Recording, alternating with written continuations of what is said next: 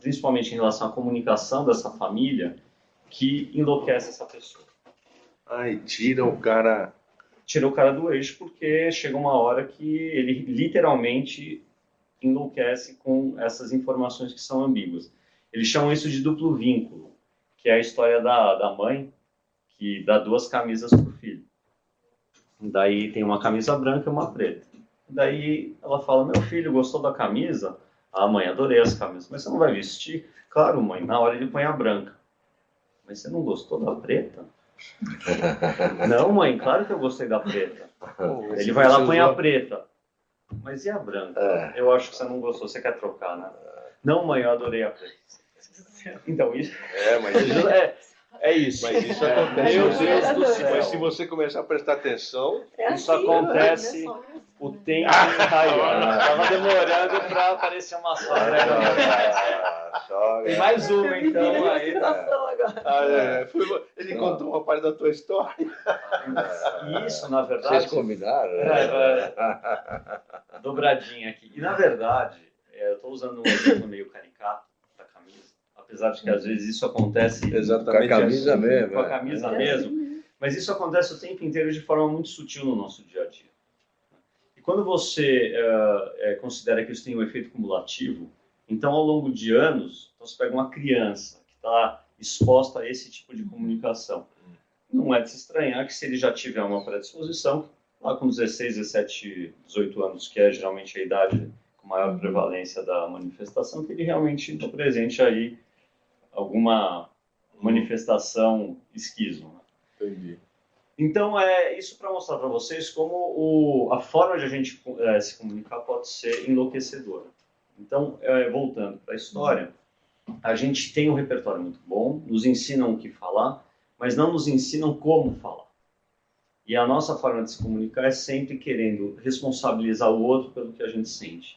Isso faz com que a gente se afaste dos nossos sentimentos, a gente se afaste do que a gente está sentindo, porque o padrão é a gente olhar o outro como responsável pela nossa sensação, pelo nosso sentimento. Agora, por que eu falo que o sentimento é um grande aliado em qualquer situação? Porque o sentimento fala muito de uma coisa que é fundamental, são as nossas necessidades. Isso é uma coisa que eu pessoalmente acho, assim, que eu estou dando para vocês ouro em pó. O que eu vou comentar agora, eu acho que é uma coisa que vocês podem usar para o resto da vida em qualquer situação. Quando eu falo de necessidades, a gente não tem muito claro de quais são as nossas necessidades. E as nossas necessidades, intuitivamente, às vezes inconscientemente, determinam a maneira que a gente se comporta. Então, é muito raro a gente realmente meditar e procurar entender quais são as nossas necessidades. E, obviamente, que assim, tem necessidades que são básicas e muito fáceis de serem identificadas. Então, a gente tem necessidade de abrigo, vestimenta, alimentação. Isso eu acho que é básico, todo mundo entende. Daí a gente começa a entrar numa área mais sofisticada, numa área, digamos, mais refinada. Então, quais são as outras necessidades? Respeito, admiração, amor, admiração, enfim, a criatividade é o limite. Apesar de que as necessidades são universais. Só que não necessariamente as minhas necessidades coincidem com as suas naquele dado momento, porque as nossas necessidades também mudam ao longo da vida, e isso também é outra coisa que não nos ensinam. Que as tuas necessidades como uma criança de 5 anos não vão ser as suas mesmas necessidades quando você tem 15, muito menos quando você tem 30. E a gente muitas vezes carrega padrões e necessidades da nossa infância e considera que a gente ainda precisa dessas coisas ao longo da vida para ser feliz. Ou, para piorar um pouco a situação, que a gente precisa dessas coisas para corresponder às expectativas do nosso ambiente. Porque daí a gente acredita que assim a gente vai ter as nossas necessidades preenchidas. Então, a gente dá para o outro alguma coisa que a gente acha que ele está esperando, acreditando que daí a gente vai ter de volta as nossas necessidades preenchidas. E sinto muito informar, isso é muito raro de acontecer. Então, qual é a minha... Não adianta a língua de gato. Eu já estou investindo e comprando presentinho mais caro aqui. Não é só isso. Aí, ó.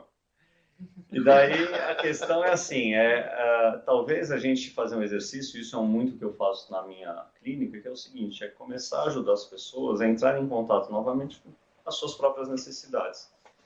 E daí entra a questão, se eu não sei quais são as minhas necessidades, o que eu acredito que o outro deveria saber? E daí é aquela coisa que é muito comum no casal, né? Ou na família. Pô, mas você me conhece há tanto tempo, você ainda não sabe que é isso que eu espero de você? Que eu gosto.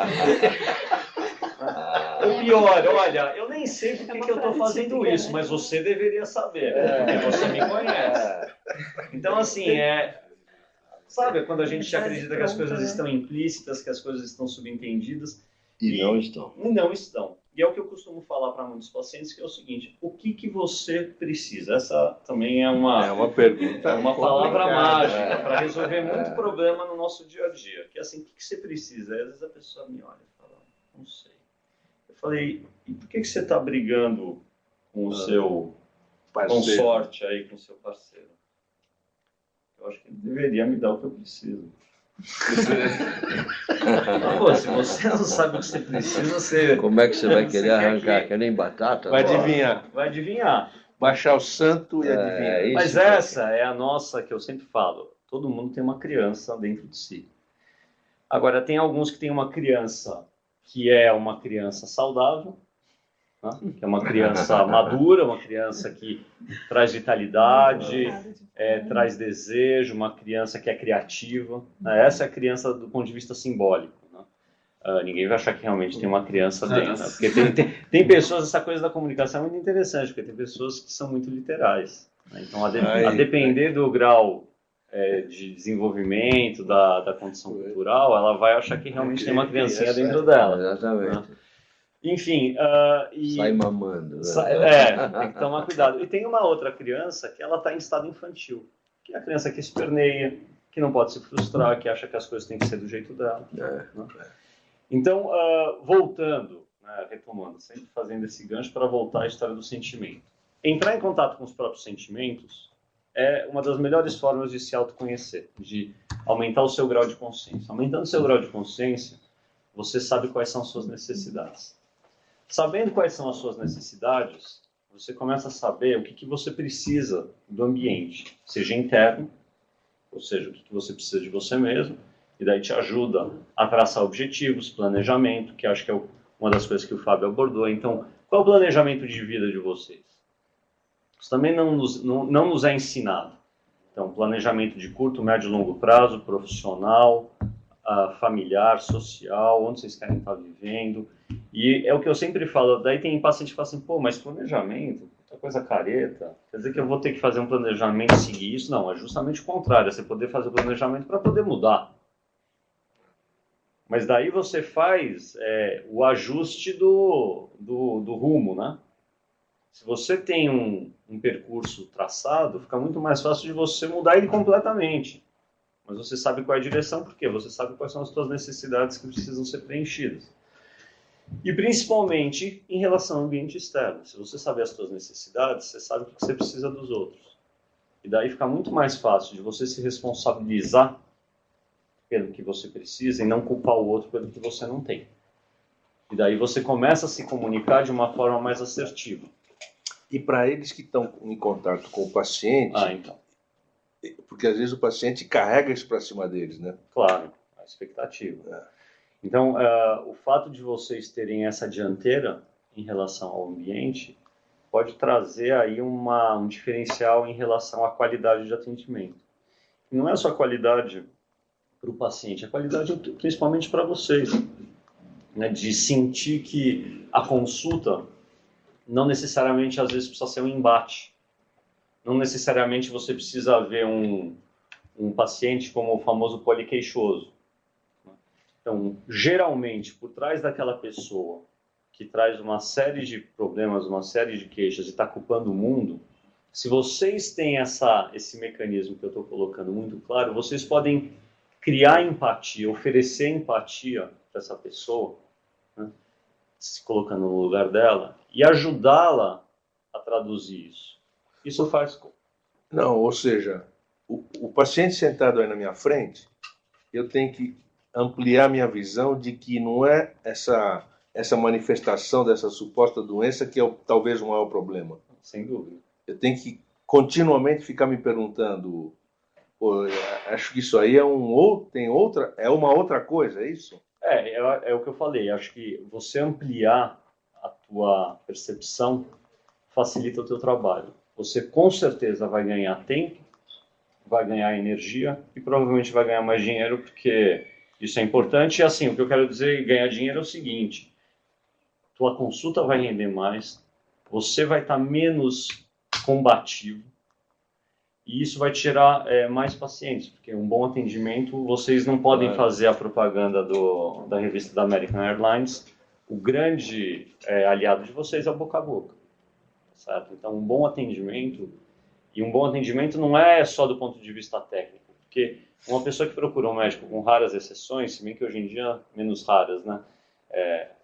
Com as intervenções estéticas, mas geralmente é uma pessoa que está em sofrimento.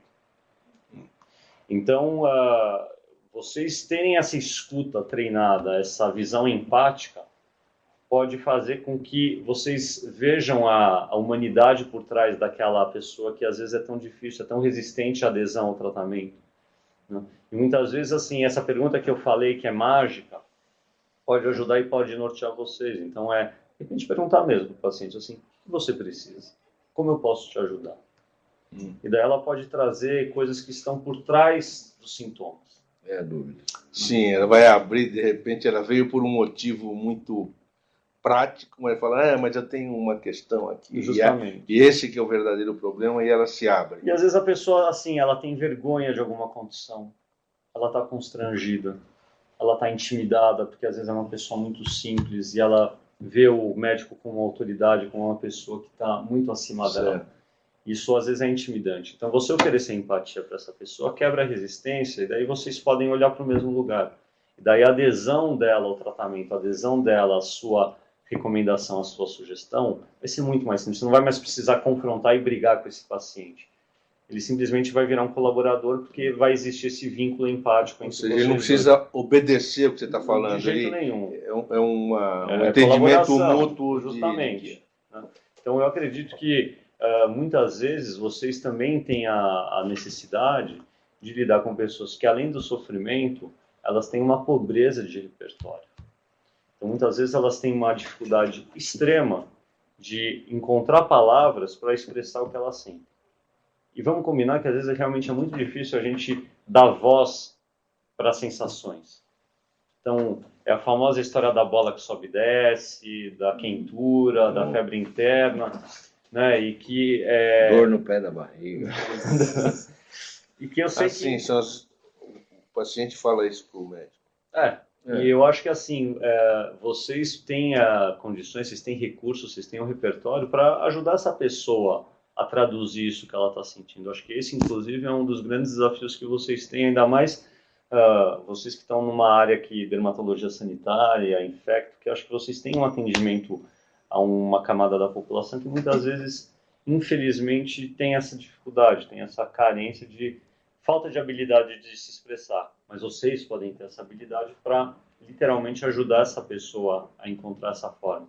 E assim na vida. Então, é a mesma coisa com a briga conjugal, né? Ou a briga com a sogra. Né? Assim, o que você precisa? E daí você quebra o embate, você quebra o confronto, porque você oferece empatia e você oferece para a pessoa a possibilidade de você se conectar com o que ela está precisando. Muitas vezes ela nem sabe. Ela está brigando porque ela acostumou a brigar. Ou está enciumada, né? Justamente. Tá enciumada. E que é a forma dela Imagina que vai levar o filhão de casa. Você... Então, e daí a gente entra na questão das estratégias. Custa tanto para criar, daí vem um ventoeiro. E na hora que ele está prontinho, bonitinho, você vem aqui e leva embora. Na hora que tirar da mamãe, pô. Na hora que ele chorava, tinha que trocar a fralda, estava longe. Agora que é só o bônus, né? Então, e agora a gente chega nas estratégias. Então, o que acontece? Voltando àquela história das nossas necessidades. Quando as nossas necessidades não são conscientizadas, e eu estava falando, as nossas necessidades determinam a maneira que a gente se comporta, muitas vezes o nosso comportamento não está de acordo, não está coerente com a nossa necessidade. Então, o nosso comportamento é estratégia. Então, muitas vezes é o que acontece com o casal, que é a briga da briga. Ou seja, você está brigando não por conta das necessidades que você tem, você está brigando pelas estratégias que estão sendo adotadas. Chega um momento que às vezes nem sabe por que está Não, brigando. eu diria que raramente se sabe porque está brigando. Né? De repente você fala assim, mas nós estamos brigando por quê mesmo? Que é a história da briga, que é a briga sobre a estratégia, não é a briga sobre a necessidade. É verdade. Porque nem você sabe qual é a tua necessidade. Então, um exemplo que eu costumo dar, que é o seguinte, o cara chega em casa todo dia 10 da noite, cansado e tal, e ao invés da mulher virar e falar, não vou falar como ela fala, assim, ô! 10 horas, meu. Pô, 10 horas. Trabalho é bem mais importante do que a tua família, né? Puta, você não tem nenhum tempo para mim, né? Quer dizer que você está me trocando pelo trabalho. Pum. O cara só toma remada na nuca, né? Bom, isso é uma maneira de comunicar. Na verdade, você já dita que é uma estratégia válida, mas pouco efetiva, pouco eficiente. O que está por trás? O que vocês acham que está por trás dessa estratégia? Vamos lá. Ela está enciumada? Ela está enciumada, é uma possibilidade. Mas qual é a necessidade que está por trás? Carente. Ela está carente, ótimo. Ela está carente. Quando a gente está carente, qual é a nossa necessidade? A gente precisa de atenção. Precisa de atenção, precisa de carinho. Muito bem. Então, isso é o que a gente gostaria de ter do outro. Qual é a estratégia que ela usa? Não, ela está afastando. Meteu o pau. Meter... Na porrada e falar assim, eu tenho que chegar mais cedo para fazer carinho em mim. Mas nem isso ela fala, ela só olha no relógio. Ela não conquista. Ela fala que é o famoso pé no peito. Ela entrou com o pé no peito dizendo, peito, pô, você não tem tempo para mim. Então, o que eu quero mostrar? E também a gente vai encontrar um exemplo, né, do homem em relação à mulher também, porque tá cheio. Aqui esse exemplo eu gosto porque ele é bem revelador. Então, o que acontece? Na verdade, ela está adotando uma estratégia que está contraditória com a necessidade dela. Se ela entra em contato com esse sentimento e percebe que a necessidade dela, e não a obrigação dele, é estar em casa, mas que a necessidade dela é ter intimidade com esse marido, namorado, parceiro, hoje em dia as possibilidades são inúmeras, né? Ela pode falar isso de uma outra maneira. Então, ela pode falar para ele o seguinte, olha, eu observo que você está chegando muito tarde em casa, acho que você está sobrecarregado no trabalho, mas eu estou me sentindo muito sozinha e eu estou tendo muita necessidade de ter mais intimidade com você. Seria possível você chegar mais cedo em casa para a gente poder ficar mais junto? Já melhorou um pouco. Aí o cara Já melhorou, né? Já melhorou. Aí o cara fala assim, não. Não. O Tudo cara bem. fala, não pode. Porque o problema é criar expectativa. Quando você cria expectativa de vai chegar, vai me dar atenção, não, o cara tá cansado, ele não tava com tempo, e aí você cria expectativa, não, ele vai chegar, me dar um abraço. Não, o cara quer tomar um banho e dormir. Mas o que eu digo é Não criar verdade isso que você expectativa. está falando, mas quando você fala dessa maneira, todo mundo percebeu a diferença. Né? Ainda que ele não queira chegar mais cedo, dificilmente ele vai para a defensiva. Uma fala dessa, Ele não vai para defensiva e falar, pô, mas agora você vai pegar no meu pé. não vai começar uma briga, justamente porque ela não está falando de uma obrigação dele. Ela está falando de Da uma necessidade necessidade dela. Porque quando a gente já vai responsabilizando o outro automaticamente já vai para a posição defensiva. Eu preciso me defender do ataque que vem, e às vezes é um ataque, inclusive, físico e literal, né? Cinzeiro que voa, rolo de macarrão. Quando você fala dessa maneira, a pessoa, no mínimo, ela oferece empatia, ou seja, ela escuta. Ela pode até torcer o nariz e ela pode até falar, olha, não vai dar. Quando você está conectado com as suas necessidades e com as possibilidades do outro, também é muito mais fácil você não levar para o pessoal. Então não é que ele talvez chegue tarde porque ele não queira estar com você.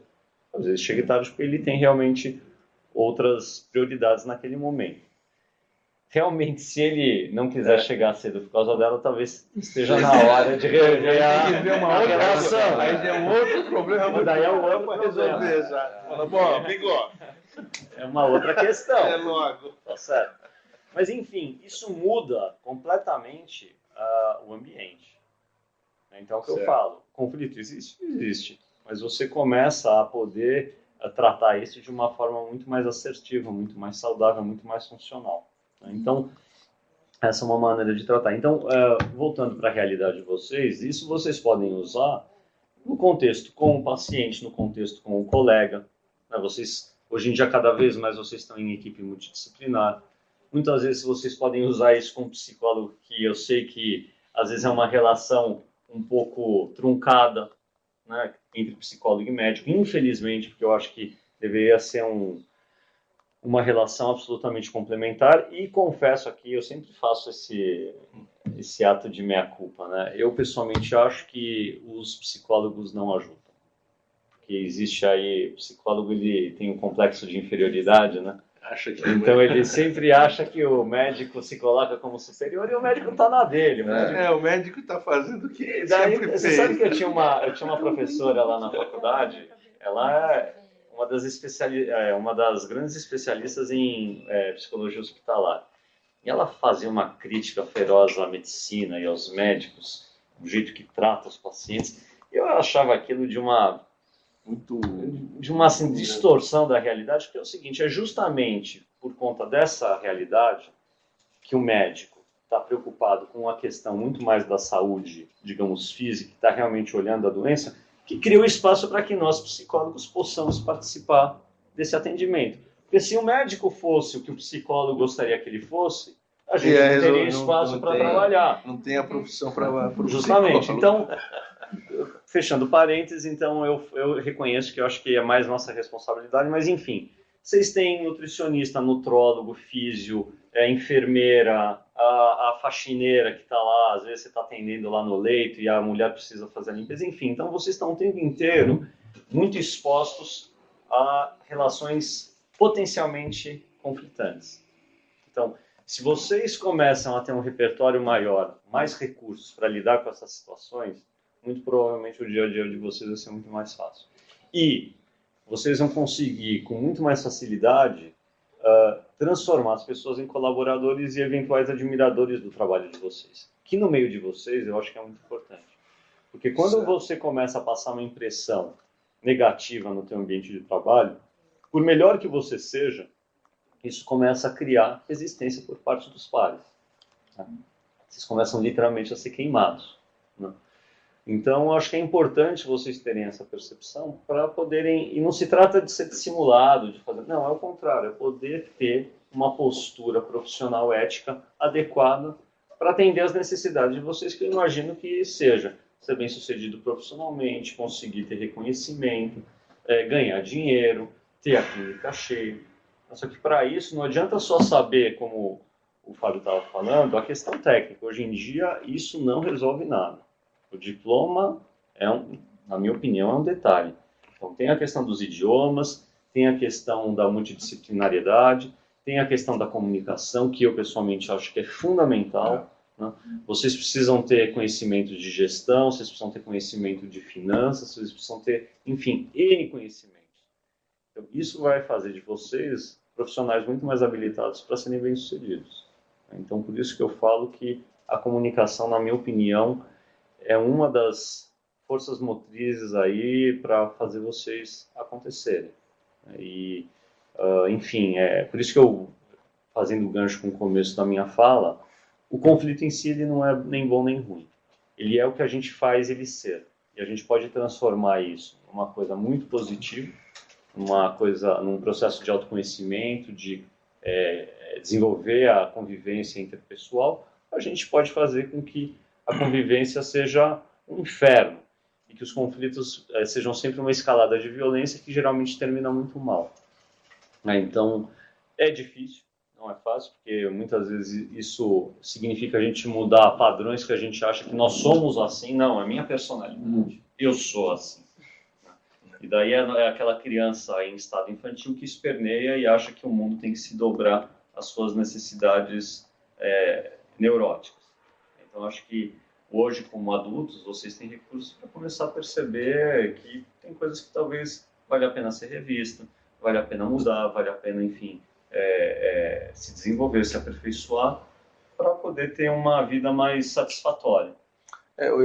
Eu acho que é uma coisa, a ideia que a gente está comentando isso para vocês também é o seguinte: agora você está numa fase de transição, porque até um pouco tempo atrás você poderia se chamar como um estudante. Estou me formando, sou estudante. Mas agora, 2012 já era no sentido de, bom, já estou profissional na rua. E esses diferenciais começam a aparecer por um motivo muito simples. Porque vocês começaram antes a observar isso. Algumas dessas coisas demoram mesmo. Eu queria comentar isso. Precisa de um pouco desse planejamento, né? Primeiro você começar a observar que isso acontece. A segunda questão é a seguinte: bom, mas como é que eu cuido disso? Eu não fazia assim. Ou eu não prestava atenção nesses detalhes. Agora eu começo a prestar atenção. Então você vê que você tem uma parafernália maior de coisas a cuidar. Algumas delas demoram. Você ter o autoconhecimento é uma coisa que demora. Porque algumas coisas você pensa numa situação e vê que, pô, não consigo. Pô. Tem o pavio curtinho. Tem gente que não tem pavio. Tem gente que tem um paviozão que... Pô, mas como? Você não ficou bravo? Não, calma, depois nós resolvemos. Certo? Como que funciona essa questão? Como que funciona na tua equipe? E eu acho que isso é uma construção. Como que você constrói a confiança das pessoas do teu time, dessa tua liderança? A primeira que eu acho que começa a aparecer é o seguinte: quando você começa a perceber e a começar a tentar entender, hoje, vocês podem ter certeza que o mês que vem, quando vocês voltarem ao ambiente de novo, vocês vão começar a olhar para o ambiente que vocês estão e vão lembrar de algumas coisas que a gente falou. E aí eu acho que aí dá a primeira semente para falar o seguinte: eu posso ser uma outra coisa. Eu posso ter mais elementos, mais ferramentas na minha mão. E entendo mais ferramentas, a tua habilidade você vai poder exercitar melhor de um jeito ou de outro. Qual que é a melhor ferramenta para o momento que eu tenho? Às vezes você tem que ser mais firme, às vezes você tem que ser mais controlado, e às vezes não dá para ser essas duas coisas ao mesmo tempo. Você vai ter que tomar uma decisão. Às vezes você tem uma dificuldade por exemplo, vocês são muito novos. Então agora falar não é uma coisa complicada. Então você tem que começar a exercitar um pouco esse troço. Como que eu tenho um certo conforto e conseguir falar não? Não quero. É difícil. Que é a questão que eu acho do não é o que fala, mas é como fala. Então Exato. é como você fala esse não, como você argumenta, como você convence o outro. E daí, pegando um gancho, você me desculpa um pouco a tua fala aqui, é o seguinte: na nossa cultura, infelizmente, na minha opinião, a arte da negociação muitas vezes é vista como alguma coisa pejorativa. E a negociação ela é sempre vista como sendo alguma coisa com fundo pecuniário. E não necessariamente uma negociação envolve dinheiro. A gente está o tempo inteiro negociando. Está negociando entre o chinês e a pizzaria. Está negociando o horário de chegar ou de sair de casa. Está negociando, enfim, onde vai colocar o dinheiro. Está negociando como vai funcionar o consultório. Enfim, a gente está o tempo inteiro negociando. Agora, quanto mais você desenvolve habilidades para convencer os outros do seu ponto de vista com argumentos lógicos, sabendo muitas vezes falar não, mas dando os motivos do seu não, é muito mais provável que você saia bem sucedido nas negociações. E não tem mal nenhum em negociar.